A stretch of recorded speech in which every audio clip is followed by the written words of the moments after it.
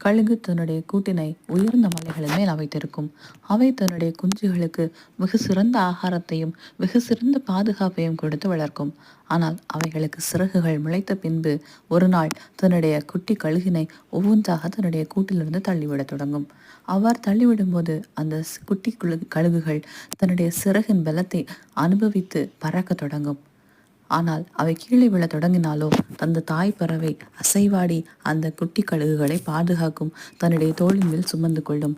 அதே போலவே நாமும் நம்முடைய சிறகுகளின் பலனாகிய நம்முடைய திறமைகள், தாளந்துகள் போன்றவற்றை அறியாமலும் உணராமலும் இருக்கிறோம். குருடராய் இருக்கிறோம்.